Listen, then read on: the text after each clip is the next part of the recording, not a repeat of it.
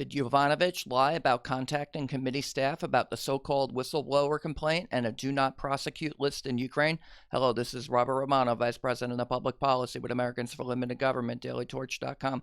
Hit the subscribe button. Today we're going to be talking about former U.S. Ambassador to Ukraine, Marie Yovanovitch, again, and her testimony before the House Intelligence Committee in the House Democrats' quest to impeach President Donald Trump. Now, the allegations against President Trump include those that he had leveraged military assistance to Ukraine in exchange for cooperation into investigations of the false allegations, Ukrainian origins of the false allegations that President Trump and his campaign were Russian agents, that Paul Manafort, Carter Page had conspired with Russia on the DNC hack and putting the emails onto WikiLeaks. This resulted in the Carter Page FISA warrant against the Trump campaign that gave the Justice Department unprecedented access to campaign phone calls, emails, text messages, and other documents.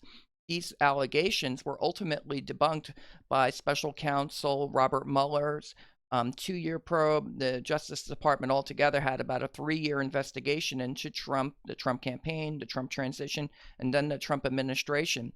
And what Mueller ultimately found was that there was no conspiracy between the Trump campaign and Russia to hack the DNC and John Podesta emails and to put them onto WikiLeaks. And so now the Justice Department under William Barr is launching an investigation into the origins of that conspiracy theory, which in part includes the former British spy Christopher Steele, his dossier of information that was fed to the Justice Department and ultimately resulted in this FISA warrant. And Steele was saying that he had contacts in Russia, Kremlin officials.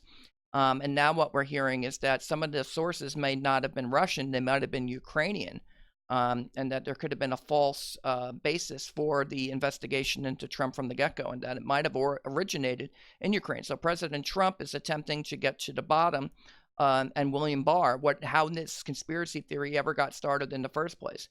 In the meantime, there's now this anonymous CIA so-called whistleblower complaint that was filed on August 12th.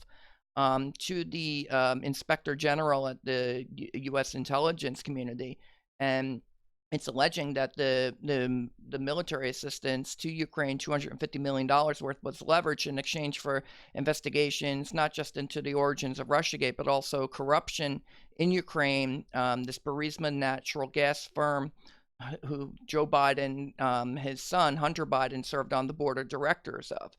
And so there's this allegation that Trump wanted Ukraine to investigate the Bidens and Burisma. But when you look at the actual transcripts of what the Ukrainians are saying, with the original reporting from John Solomon at The Hill, Ukrainians were trying to get information of potential violations of U.S. law to the Justice Department and not the other way around. And so I think that the whole impeachment inquisition that's going on here is largely based on a false premise, not unlike the Trump-Russia investigation that was based on a false premise.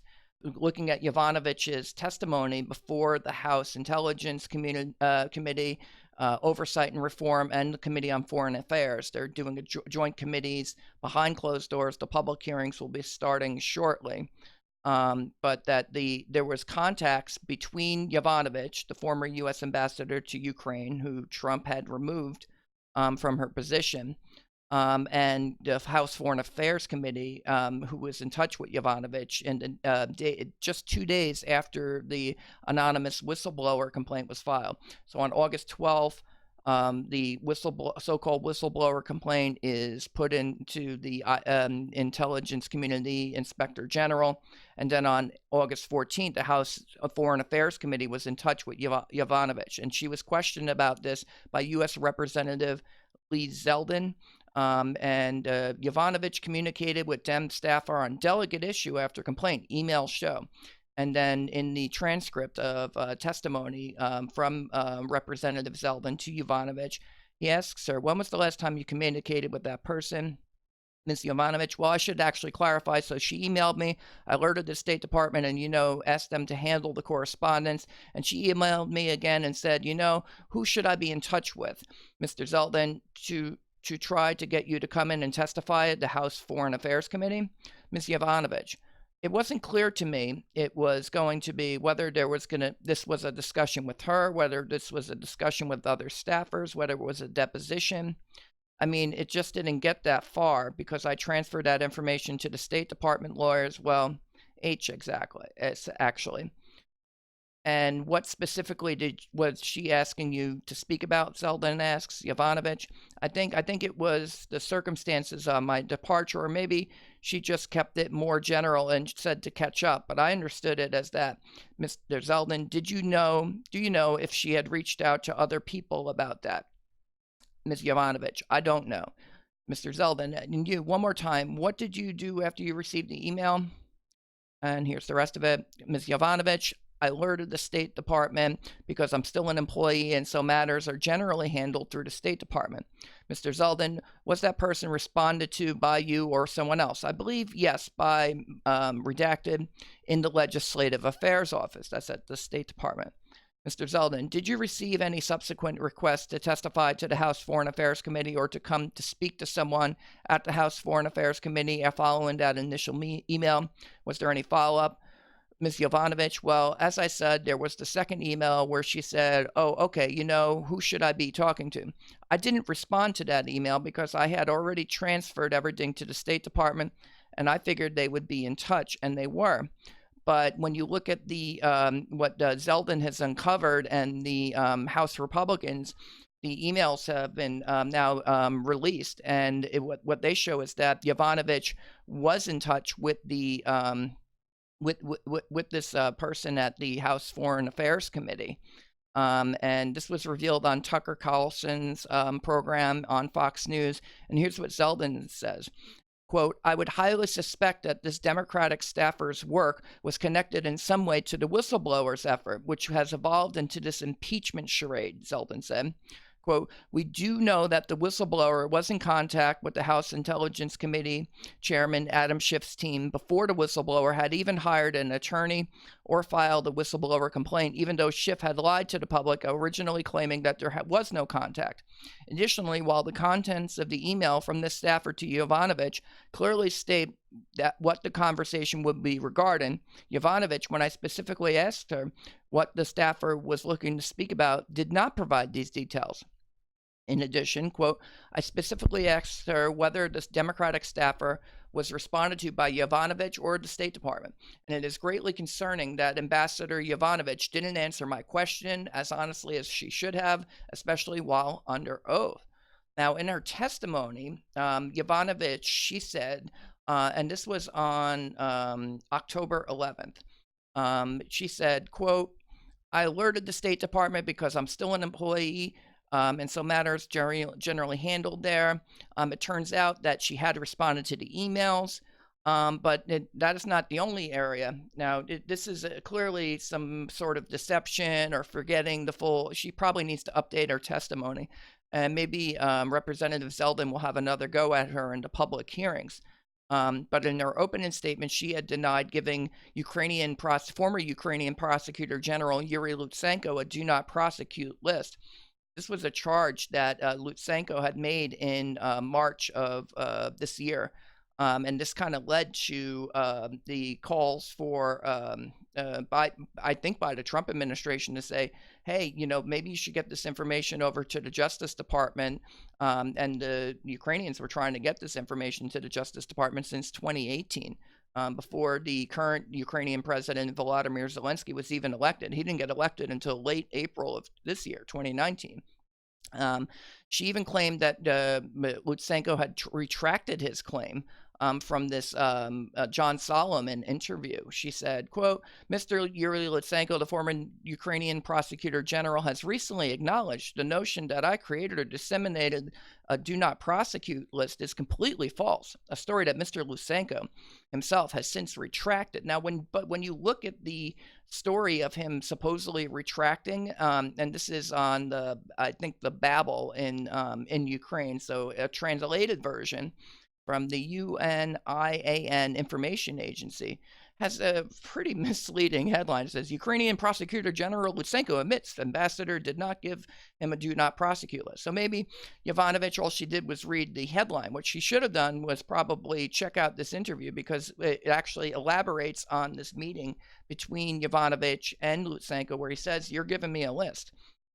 Lutsenko says Yovanovitch objected to the case of someone named Casco.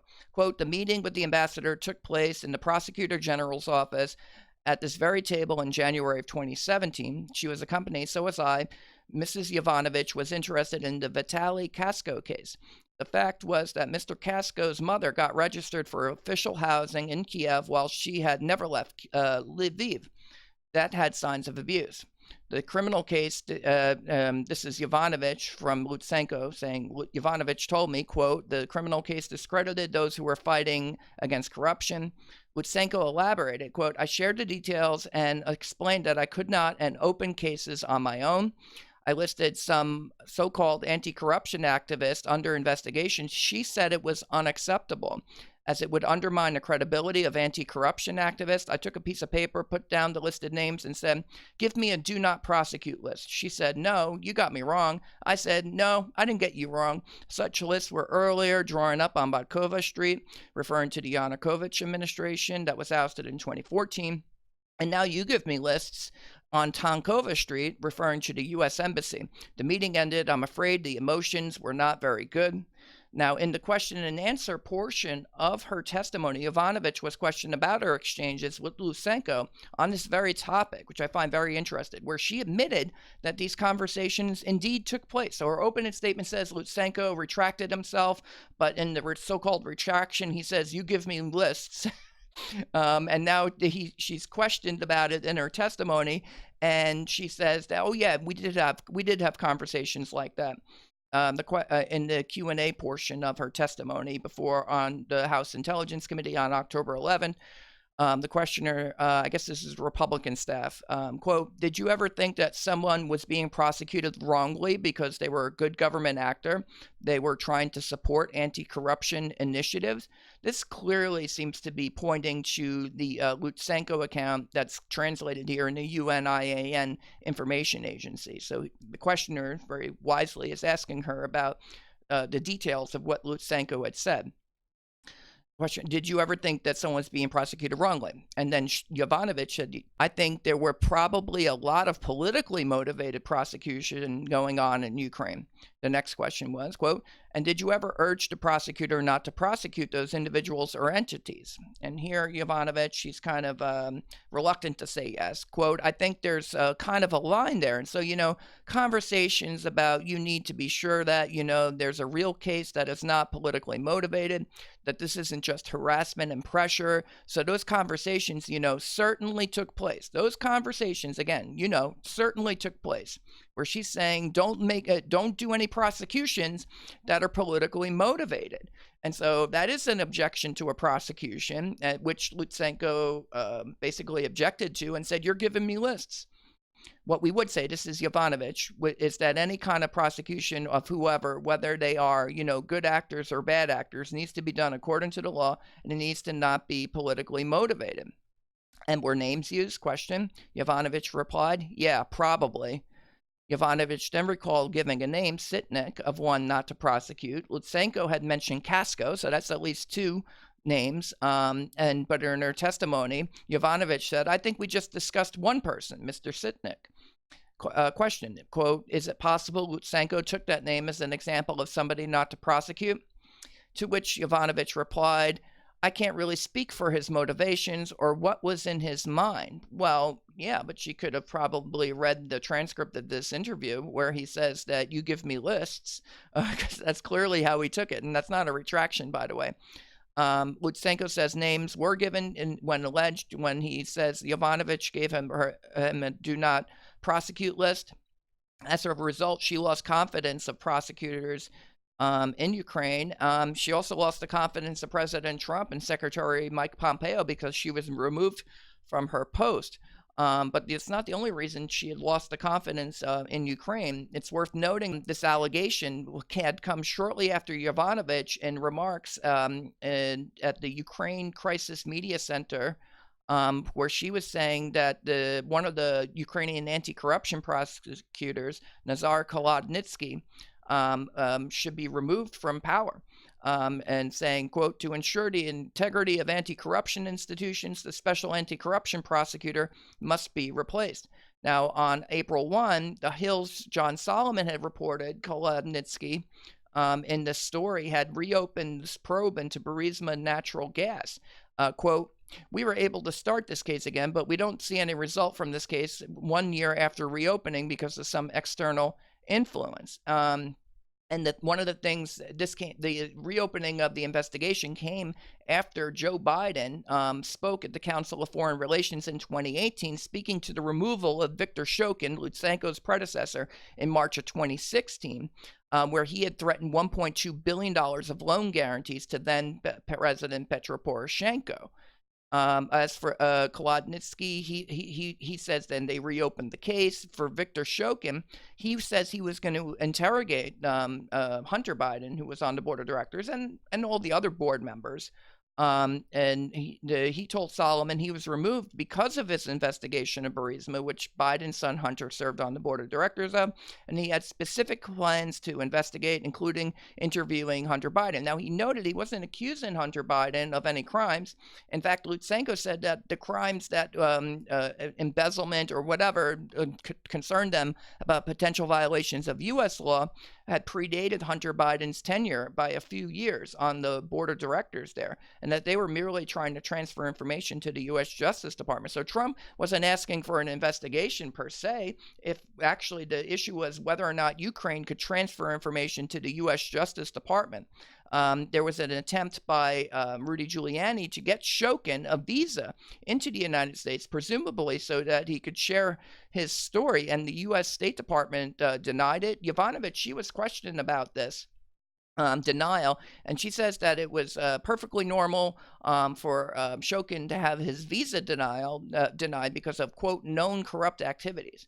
And I'll leave you with the close here. I think Yovanovitch, I think she has a story to tell, and I don't think we're getting the full truth here about either her contacts with the House committee staff in the days following the anonymous whistleblower complaint. I don't think we're getting the full story about her call to remove Kolodnitsky, who just so happens was investigating Burisma, and which happened after Joe Biden had admitted publicly that he had the prosecutor general fired. And I don't think we're getting the whole story about why Shokin's travel visa was denied. And so these are all questions Republicans need to focus down on and to get to the bottom of, because there seems to have been a legitimate basis for Ukraine to try to transfer information to the United States, because the former vice president who, had a prosecutor fired who was looking into a company his son worked for. Of course they want to give that information to us, and now we all know about it publicly, but there may be some more details to that have not been revealed publicly yet, and there's no reason that Attorney General Barr shouldn't be allowed to look at that. We have a treaty with Ukraine on mutual legal assistance. There's no reason why we shouldn't be looking at the Ukrainian origins of the Russiagate investigation and these false allegations against President Trump and his campaign that they were Russian agents. There's a lot of corruption in Ukraine, and so we need to look into that. And here's the close. Why is it that every prosecutor looking at Burisma in Ukraine, the federal government and the State Department end up trying to get fired?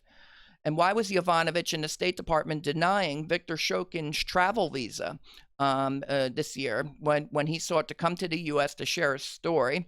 Yovanovitch says it was because of Shokin's known corrupt activities, quote. But does anyone really believe that? That's the commentary. This is Robert Romano, Vice President of Public Policy with Americans for Limited Government, dailytorch.com. Hit that subscribe button, ring the bell for notifications, and have a good day.